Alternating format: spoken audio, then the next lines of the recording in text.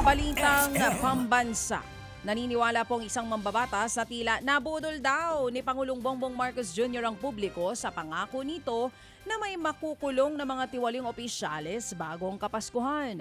Matatanda ang ipinangalandakan ng Administrasyong Marcos ang pangakong maraming malalaking isda na sangkot sa flood control scam ang magpapasko sa kulungan. Pero ilang araw bago magbagong taon, wala pa ring matataas na opisyales ang naaaresto. Ayon kay ACT Teachers Party List Congressman Antonio Tinio, malinaw na budol ang pangako ng Pangulo. Well, mukhang budol lang pala yun, ano? Simple lang naman ang paliwanag dito eh. Sino ba yung mga malaking isda na tinutukoy dito? Yung Pangulo na nga mismo at yung kanyang mga cabinet officials plus yung mga pinakamataas na official, yung leadership ng Senado at Kongreso. Sila naman ang mga pinakamataas na official na may control sa budget ay yung sistematikong pandarambong sa budget. Ito ang mga responsable sa pagpasa sa budget.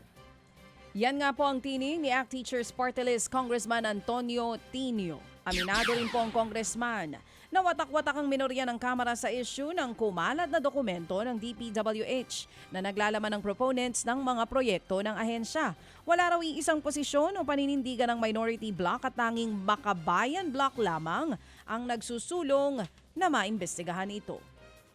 Samantala, mas marami pa raw ang makukulong na sangkot sa flood control scam sa pagpasok nga po ng bagong taon. Ito na yung sinasabi natin kanina.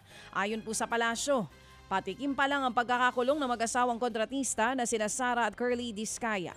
Naaresto po si Sara nitong December 18 kaugnay ng 96.5 million pesos na Ghost Flood Control Project sa Davao Occidental. Kasalukuyan po siyang nakakulong sa Lapu-Lapu City Jail. Si Curly naman ay nananatili po sa Senado matapos ma-cite in contempt ng Senate Blue Ribbon Committee. Banat ng Makabayan Bloc, ilusyon lamang daw ang kampanya kontra korupsyon ng Administrasyong Marcos dahil walang malalaking personalidad na sangkot sa korupsyon ang nakulong bago ang Pasko. Kinwestiyon naman po ni Batangas Congressman Leandro Leviste ang 10 bilyong pisong idinagdag sa budget ng Kamara. Mula nga po sa orihinal na 17.20 billion pesos na proposed budget, lumobo pa ito sa higit 27 billion pesos nang walang sapat na paliwanag mula po sa mga kapwa niya mambabatas.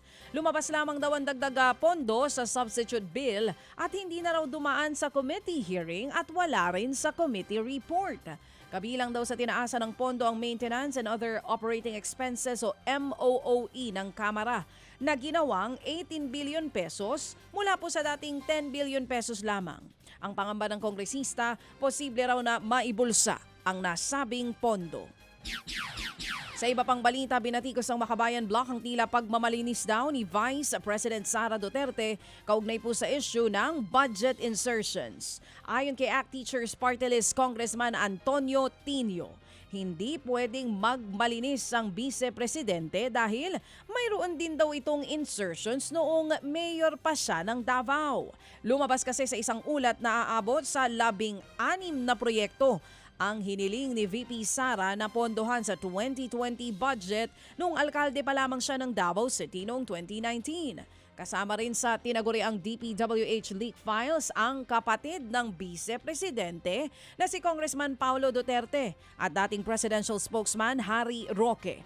Dati nang kinumpirma ng DPWH na aabot po sa 51 billion pesos ang natanggap na alokasyon ng distrito ni Congressman Polong mula 2020 hanggang taong 2022.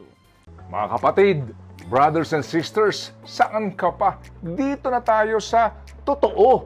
Dito na tayo sa True FM. Mga kapatid, mag-subscribe and follow po kayo sa social media accounts ng True Network PH. Yan po kami, hanapin nyo lang True Network PH, Facebook, Instagram, YouTube, TikTok, and podcast. Mapa-Apple or Spotify man yan, mahahanap nyo kami. Lahat ng mga napapanood at napapakinggan nyo po sa programa, nasa social media accounts namin yan. So paano mga kapatid? See you sa social media!